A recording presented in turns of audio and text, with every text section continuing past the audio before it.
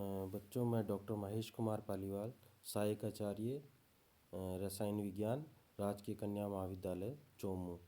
बच्चों, आज हम बीएससी पार्ट फर्स्ट का नेक्स्ट चैप्टर स्टार्ट करने जा रहे हैं। वो है ठोस अवस्था, सॉलिड स्टेट। देखिए, सॉलिड स्टेट होती क्या है, पहले उसकी परिभाषा देते हैं। वैसे मैंने आपको ठोस, द्रव और गैस में अंतर बता चुका हूँ मैं, कि ठोस और द्रव और गैस में क्या अंतर होता है। तो यहाँ पर हम बेसिकली ठोस अवस्था कहते किसे हैं? पदार्थों की वह अवस्था जिसमें अणु परस्पर प्रबल आकर्षण बल से एक दूसरे के इतने समीप होते हैं और इतनी दृढ़ता से पैक होते हैं कि वे बिल्कुल गति नहीं कर पाते, अतः इनका आकार व आयतन दोनों ही स्थिर होते हैं, ठोस अवस्था कहलाती है। तो इसका मतलब ये हुआ कि वे पदार्थ जिनका आकार व आयतन जो है निश्चित होता है, वे ठोस पदार्थ कहलाते हैं या ठोस अवस्था कहलाती है। और उसका कारण ये होता है कि उसके अंदर जो अणु होते हैं या अणु, परमाणु, आयन, जो भी स्पीसीज होती हैं किसी ठोस में, वह इतनी क्लोजली पैक्ड होती हैं या इतने पास पास होते हैं कि वे मूवमेंट के लिए उनको कोई जगह नहीं होती, गति करने के लिए उनके लिए कोई स्थान उपलब्ध नहीं होता। तो ऐसे जो अवस्था होती है वो ठोस अवस्था कहलाती है। ठोस पदार्थ जो हैं वो दो प्रकार के होते हैं, क्रिस्टलीय ठोस और अक्रिस्टलीय ठोस। तो क्रिस्टलीय ठोस उन पदार्थों को क्रिस्टलीय ठोस कहा जाता है जो कठोर और असंपीड्य होने के साथ साथ एक निश्चित ज्यामिति आकृति वाले होते हैं, जैसे है शक्कर है, नमक है, सोरा है, नौसादर है आदि। अब एमॉर्फस सॉलिड या अक्रिस्टलीय ठोस कौन से होते हैं? उन पदार्थों को अक्रिस्टलीय ठोस कहा जाता है जो कठोर और असंपीड्य होते हैं लेकिन एक निश्चित ज्यामिति वाले होते हैं, जैसे है कांच है, प्लास्टिक है, रबर है, रेजिन है आदि जो होते हैं, वे अक्रिस्टलीय ठोस की अवस्था में आते हैं। अब इनके अलावा क्रिस्टलीय ठोस और अक्रिस्टलीय ठोस के अलावा एक और ठोसों की कैटेगरी होती है, उनको सूक्ष्म क्रिस्टलीय पदार्थ या बहुक्रिस्टलीय पदार्थ, पॉलीक्रिस्टलाइन या माइक्रोक्रिस्टलाइन ठोस कहते हैं या पदार्थ कहते हैं। वे क्या होते हैं? क्रिस्टलीय ठोस व अक्रिस्टलीय ठोसों के अलावा कई अन्य ठोस ऐसे होते हैं जो देखने पर तो हमें महीन कणों वाले चूर्ण अथवा पाउडर जैसे प्रतीत होते हैं, जिन्हें हम अक्रिस्टलीय समझ सकते हैं, किंतु इन्हीं यौगिकों को जब माइक्रोस्कोप से या सूक्ष्म दृष्टि से देखते हैं तो वे निश्चित आकृतियां, आकार वाले क्रिस्टलीय ठोस दिखाई देते हैं। अतः वे ठोस पदार्थ जिनके क्रिस्टल केवल प्रबल सूक्ष्मदर्शी की सहायता से ही दिखाई देते हैं, वे माइक्रोक्रिस्टलाइन या सूक्ष्म क्रिस्टलीय और बहुक्रिस्टलीय या पॉलीक्रिस्टलाइन ठोस पदार्थ कहलाते हैं। मतलब सिंपल सी बात है, जो देखने में तो अक्रिस्टलीय ठोस लगे, परंतु अगर माइक्रोस्कोप की सहायता से देखें तो वे वास्तव में उनकी एक निश्चित ज्यामिति और आकृति प्रति दिखती है। ऐसे पदार्थ जो होते हैं वह सूक्ष्म क्रिस्टलीय पदार्थ या बहुक्रिस्टलीय पदार्थ कहलाते हैं। अब क्रिस्टलीय ठोसों और अक्रिस्टलीय ठोसों में अंतर की बात करते हैं कि क्या अंतर होता है। देखिए, क्रिस्टलीय ठोस, जैसा मैंने आपको बताया है, क्रिस्टलीय ठोस निश्चित ज्यामिति वाले होते हैं, जबकि अक्रिस्टलीय ठोस जो होते हैं उनकी कोई निश्चित ज्यामिति नहीं होती है। दूसरा, एक्सरे विश्लेषण से ज्ञात होता है कि क्रिस्टलीय ठोसों की आंतरिक संरचना भी कणों की व्यवस्था की वही ज्यामिति होती है जो इनके क्रिस्टल की होती है, यानी कि इसमें वही अरेंजमेंट होता है जो पूरे क्रिस्टल का अरेंजमेंट होता है। यूँ कहिए कि एक क्रिस्टल के अंदर छोटे छोटे और क्रिस्टल होते हैं या वैसा ही अरेंजमेंट होता है, जबकि अक्रिस्टलीय ठोसों की आंतरिक संरचना में कणों की व्यवस्था में कोई निश्चित क्रम या कोई निश्चित ज्यामिति नहीं होती है। थर्ड जो है, इन पदार्थों के यानी कि क्रिस्टलीय पदार्थों के गलनांक जो होते हैं वो निश्चित होते हैं, अर्थात एक निश्चित ताप से पहले पदार्थ पूर्णतः ठोस अवस्था में होते हैं, जबकि उस निश्चित ताप के बाद ये पूर्णतः द्रव अवस्था में आ जाते हैं। गलनांक बिंदु पर दी गई ऊष्मा उसके क्रिस्टल को तोड़ने में खर्च हो जाती है, इस कारण पिघलने के दौरान उसका ताप निश्चित रहता है। मतलब कि जब कोई सॉलिड पदार्थ पिघलने लगे और वह पूर्णतः पिघल जाए, तब तक उसके टेम्परेचर में कोई अंतर नहीं आएगा, यानी कि उसका टेम्परेचर राइज नहीं करेगा। माना सपोज कोई सॉलिड है वो 120 डिग्री सेंटीग्रेड पे बॉईल होने लगता है या मेल्ट होने लगता है, तो आपने 5 ग्राम पूरा अगर सॉलिड लिया है तो वह तब तक मेल्ट होता रहेगा और जब तक कि वह पूर्णतः मेल्ट नहीं हो जाए, और उसका तब तक ताप निश्चित रहेगा जब तक कि वह सॉलिड जो है पूर्णतः लिक्विड में कन्वर्ट नहीं हो जाए। उसका ताप 120 डिग्री सेंटीग्रेड ही बना रहेगा। ये क्रिस्टलीय ठोसों की खास बात होती है, यानी कि उनका गलनांक जो होता है वह निश्चित होता है।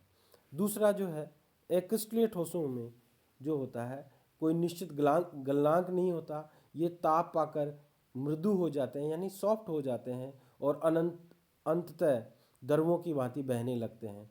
इनका कोई निश्चित ताप नहीं होता जिस पर पदार्थों की अवस्था परिवर्तन ज्ञात हो। नेक्स्ट है, निश्चित गलनांक होने के कारण इन्हें जो क्रिस्टलीय ठोस होते हैं उनको वास्तविक ठोस कहते हैं, जबकि अक्रिस्टलीय जो ठोस होते हैं उनके गलनांक जो होते हैं वो निश्चित नहीं होते, अतः इनको अति शीतित द्रव सुपर कूल्ड लिक्विड कहा जाता है। जैसे ग्लास जो होता है वो बहुत बार एग्जाम्स में पूछा जाता है, निम्न में से कौन सुपर कूल्ड लिक्विड है, अति शीतित द्रव है, तो उसमें कई ऑप्शन आते हैं, उसके साथ कांच भी होता है, तो वो जो ऑप्शन है वो कांच होगा। नेक्स्ट बात, क्रिस्टलीय ठोस जो होते हैं जिस प्रकार से एक निश्चित ताप पर पिघलकर ठोस से द्रव अवस्था में आते हैं, उसी प्रकार यदि पिघले हुए क्रिस्टलीय ठोस बिंदु ए को ठंडा किया जाए और उनका शीतलन किया जाए, अर्थात उनका शीतलन किया जाए, तो एक निश्चित ताप बिंदु बी पर जमने लगते हैं और जब तक वह पूर्णतः जम नहीं जाता उसका ताप स्थिर रहता है। बिंदु सी और ताप घटने लगता है। अतः इनका शीतलन वक्र जो है वो असतत होता है, इनका शीतलन कर्व जो होता है वो डिसकंटिन्यूअस होता है। डायग्राम में बताया गया है कि ये देखो, ताप और समय के बीच में ग्राफ खींचा गया है।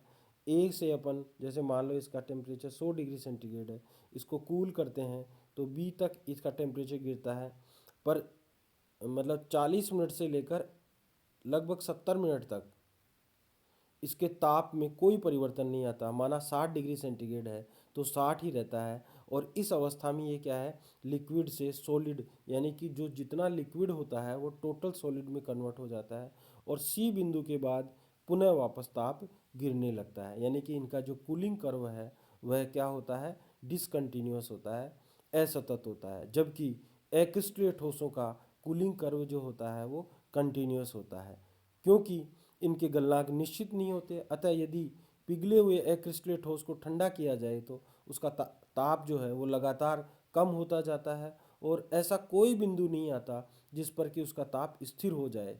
अतः इनके शीतलन कर्व जो होते हैं वो कंटिन्यूअस होते हैं। नेक्स्ट जो है, क्रिस्टलीय ठोस जो होते हैं उसमें घनीय क्रिस्टलीय संरचना के अपवाद को छोड़कर अन्य समस्त क्रिस्टलीय पदार्थ जो है विषम दैशिकता दर्शाते हैं। इस गुण के अंतर्गत क्रिस्टलीय पदार्थ कुछ भौतिक गुणों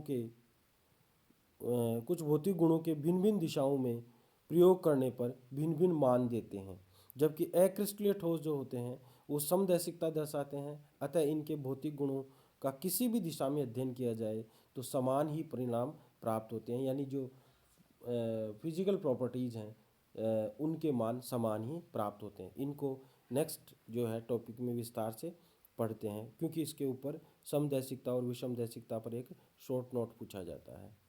तो अब हम बात करते हैं समदैशिकता और विषमदैशिकता।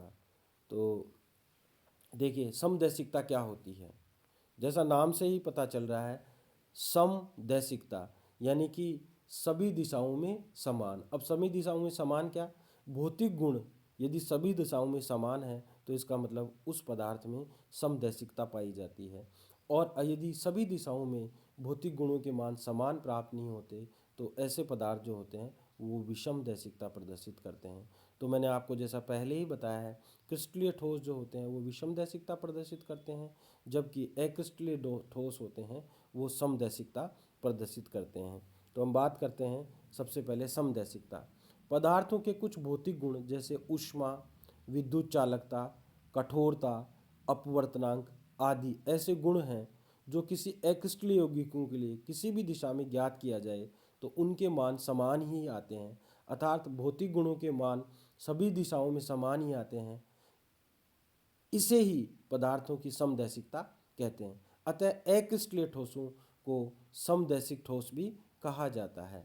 द्रव पदार्थ व गैसें भी समदैशिक ही होती हैं। इसका कारण क्या होता है? इसका कारण होता है कि अक्रिस्टलीय ठोस, द्रव अथवा गैस के अणु किसी निश्चित क्रम में व्यवस्थित नहीं होते हैं। अतः उनके मान जो हैं, भौतिक गुणों के जो मान हैं, वो सभी दिशाओं में समान ही प्राप्त होते हैं। अब हम बात करते हैं विषम दैशिकता। जैसे मैंने आपको बताया, विषम दैशिकता, सभी दिशाओं में अगर भौतिक गुणों के मान समान प्राप्त नहीं होते हैं तो विषम दैशिकता कहलाती है। किसी भौतिक गुण का अलग अलग दिशा में भिन्न भिन्न मान आना विषम दैशिकता कहलाता है। जैसे चित्र में बताया गया है कि अगर हम पी क्यू में देखते हैं तो अलग गुण आते हैं, ए से बी की तरफ जाते हैं तो हमारे पास अलग मान आते हैं भौतिक गुणों के। क्रिस्टलीय ठोस पदार्थों में विषम दैशिकता गुण होने के कारण इसे विषम दैशिक पदार्थ भी कहा जाता है। किसी क्रिस्टलीय ठोस पदार्थ में विषम दैशिकता का कारण उनके कणों का एक निश्चित क्रम में व्यवस्थित होना होता है। पदार्थ के कणों के एक निश्चित क्रम में व्यवस्थित होने के कारण पदार्थ का गुण किस दिशा में ज्ञात किया जाए ये महत्वपूर्ण हो जाता है। अब जो जो चित्र संलग्न किया गया है उसमें देखिए, अगर किसी भौतिक गुण का अगर अपन अवलोकन जो करें, पी क्यू दिशा में करें तो भौतिक गुण का मान जो आएगा वह ए बी दिशा में जो मान प्राप्त होता है उससे अलग प्राप्त होता है। इसका कारण यह है कि पी क्यू दिशा में दोनों ओर समान कणों की पंक्तियां हैं। देखो इधर ये खाली वाले हैं, इधर जो हैं ये भरे वाले हैं। जबकि ए बी दिशा में जाते हैं तो एकांतर क्रम में कणों का जो है वो पंक्तिबद्ध हैं। जैसे पहले भरे हुआ वाला आता है, फिर पहले खाली वाला आता है, फिर भरा हुआ आता है, फिर खाली आता है, फिर भरा हुआ आता है। माना अपन NaCl मान लें तो पहले Na को अगर अपन सॉलिड माने और Cl को अपन ये खाली वाला माने तो पहले Cl आता है, फिर Na आता है, फिर Cl आता है, फिर Na आता है, फिर Cl आता है, फिर Na आता है। इधर पहले Na आता है, फिर Cl आता है, फिर Na आता है, फिर Cl आता है, फिर Na। तो इस प्रकार से एकांतर, जबकि इधर क्या आता है, इस लाइन में एक तरफ तो Cl है, एक तरफ Na है। तो इस प्रकार से इनकी व्यवस्था जो है वो दोनों तरफ अलग अलग प्रकार की प्राप्त होती है। इसलिए भौतिक गुणों के मान भी अपने को क्या होते हैं, वो अलग अलग ही प्राप्त होते हैं।